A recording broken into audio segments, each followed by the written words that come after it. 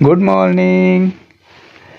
आज मैं बात करना चाह रहा हूँ, समाजशास्त्र का एक टॉपिक है इंस्टीट्यूशन, संस्था।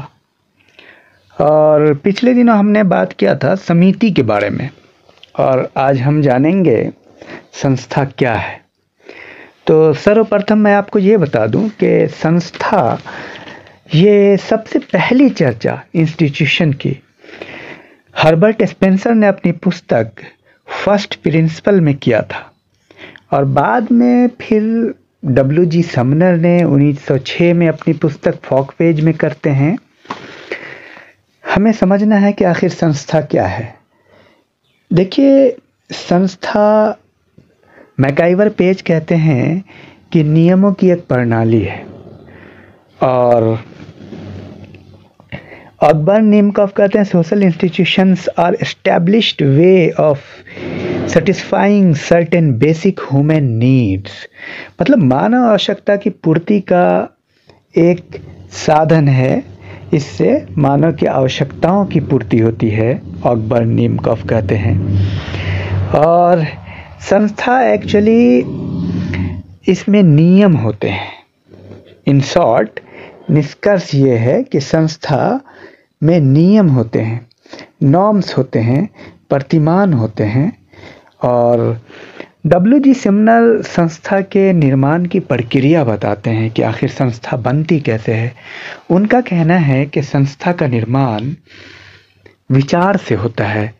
पहले कोई विचार आता है, फिर उसके बाद वो विचार आदत बनती है, और आदत रीति रिवाज बनती है, और रीति रिवाज प्रथा बनता है, और प्रथा रूढ़ि बनती है, और रूढ़ि कानून बन जाती है, और इस तरह से संस्था बनता है। तो संस्था, ये सारी चीज़ें हैं। सबसे पहले फिर से हम एक बार W.G. समनर का सुन लें। आइडिया आता है, उसके बाद वो आइडिया हैबिट बनता है, हैबिट फॉकवेज में बदलता है, और फॉकवेज कस्टम्स में बदलता है, और कस्टम्स मोर्स में बदलता है, और मोर्स इंस्टीट्यूशन में बदलता है, और ये नियम बन जाता है। अब समझ लीजिए कि एक आइडिया है, दिमाग में एक आइडिया आया होगा किसी के चाय पीने का। अब वो चाय पीने के का जो विचार है, वो हैबिट बन गया, आदत बन गई एक व्यक्ति की। अब ये आदत जब एक व्यक्ति की थी तो एक व्यक्ति की आदत है, लेकिन जब ये समाज की आदत हो जाती है, जब it has become habit of the society, it called folkways, then it is फॉकवेज।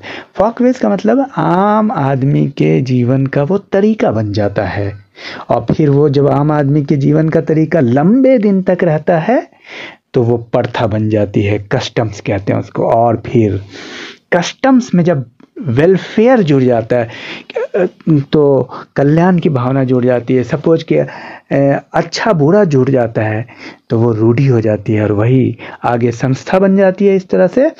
तो इसको मैं समझाऊं कि चाय पीने की जब आदत रीति रिवाज बन गई, और यही रीति रिवाज जब पूरा नहीं होता है, सपोज आप किसी के घर जाते हैं और आपको चाय नहीं दिया जाता, और आपको बुरा लगता है कि हमको चाय से भी नहीं पूछा, इसका मतलब आपने उसमें अच्छा और बुरा का फीलिंग ढूंढ लिया। तो जहाँ से अच्छा और बुरा का फीलिंग आ गया, तो वो एक तरह का आपको इंसल्ट महसूस हो रहा है। तो आप आइडिया से आगे हैबिट, हैबिट से आगे फॉकवेज, और फॉकवेज से भी आगे रीति रिवाज, और उससे भी आगे निकल रहे हैं हम लोग चाय के मामले में। तो चाय एक रूढ़ी बनती जा रही है। कल होकर के ऐसा ना हो कि चाय नहीं पिलाया तो भाई पनिशमेंट होगा, और कोर्ट में जाना पड़ेगा कि उसके घर गए और उन्होंने चाय नहीं पिलाया, बड़ा अपमान किया, तो इसके लिए उनको सज़ा मिलनी होगी। तो इस तरह से संस्था का निर्माण होता है। तो बहरहाल अब हम जानेंगे कि संस्था की क्या क्या विशेषता है। संस्था की विशेषता में पहली विशेषता नियमों की व्यवस्था है। जैसा कि आपको बताया कि संस्था में नियम होते हैं, तौर तरीके होते हैं। जैसे स्कूल है, उसके जो जो नियम हैं, तरीके हैं, वही संस्था है। परिवार में जो नियम हैं, उठने के, बैठने के, खाने के, पीने के, जागने के, ये सब संस्था में आता है। तो दूसरा है अमूर्त संस्था जो है एब्स्ट्रैक्ट इन नेचर है, ये अमूर्त है, इनविजिबल है, ये दिखता नहीं है। और तीसरा है विशेषता, वेल डिफाइंड होता है, ये सुपरिभाषित होता है।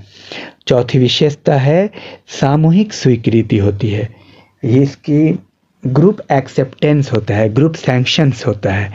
और पांचवी विशेषता है स्थायित्व की, परमानेंसी होती है इसमें। और छठी विशेषता है सिंबल होता है, संस्था का एक प्रतीक भी होता है, जैसे मान लिया पुलिस का एक प्रतीक है, स्कूल का एक प्रतीक है, कोर्ट का प्रतीक है। और सातवीं विशेषता है संस्था सांस्कृतिक उपकरण है, ये कल्चरल इक्विपमेंट है और हस्तांतरित होती है, ये हेरिटेज है। और आठवीं विशेषता है नियमों की पाबंदी होती है, बाइंडिंग्स ऑफ लॉ होता है। और चेंजेबिलिटी भी होती है, परिवर्तनशीलता भी होती है। लेकिन परिवर्तनशीलता तो होती है, पर परिवर्तनशीलता बहुत ही कम होती है, स्लोली होती है संस्था की परिवर्तनशीलता। अब थोड़ा जानने की कोशिश करते हैं कि संस्था का महत्व क्या है। ये इसमें संस्था आवश्यकताओं की पूर्ति करती है, ये ह्यूमन नीड की फुलफिलमेंट करती है। दूसरा पॉइंट है कार्यों को सरल बनाता है, सिंप्लीफिकेशन ऑफ वर्क। और तीसरा है व्यवहारों में अनुरूपता लाता है, to bring the conformity in behaviour. और चौथा पॉइंट है सामाजिक नियंत्रण, सोशल कंट्रोल।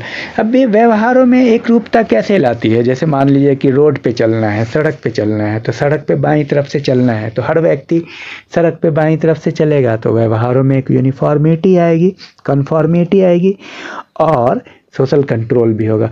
जैसे हर एक स्टूडेंट को एक ही तरह का ड्रेस पहनना है, ये यूनिफॉर्मिटी आ गई और सोशल कंट्रोल भी है। तो हर स्टूडेंट को रो में खड़ा होना है, हर स्टूडेंट के लिए एक डिसिप्लिन है, तो एक कंट्रोल भी है। और संस्कृति का वाहक है, पांचवा पॉइंट व्हीकल ऑफ कल्चर है, ये संस्कृति को एक पीढ़ी से दूसरी पीढ़ी हस्तांतरित भी करती है।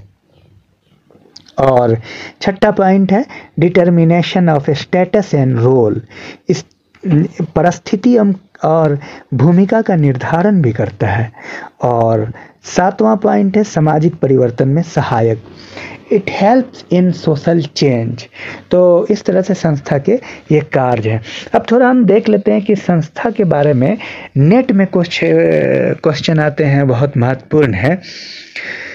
मर्टन ने संस्था को दो भागों में बांटा है कार्यों के आधार पर, प्रकट संस्था और अप्रकट संस्था, यानी मैनिफेस्ट फंक्शन और नॉन मैनिफेस्ट फंक्शन। पार्सन्स ने वेश्यावृत्ति को, प्रोस्टिट्यूशन को द्वितीयक संस्था का उदाहरण दिया है, सेकेंडरी इंस्टीट्यूशन। पार्सन्स ने द्वितीयक संस्था को प्राथमिक संस्थाओं के लिए सेफ्टी वॉल्व माना है। उनका कहना है कि वेश्यावृत्ति के कारण जो है समाज में बहुत सारी बुराइयों से बचा जाता है, अपराध से बचा जाता है, बलात्कार से बचा जाता है, ये पार्सन्स का कहना है। समनर ने संस्था को दो हिस्से में बांटा है, स्थापित और निर्मित। और गॉफमैन ने टोटल इंस्टीट्यूशन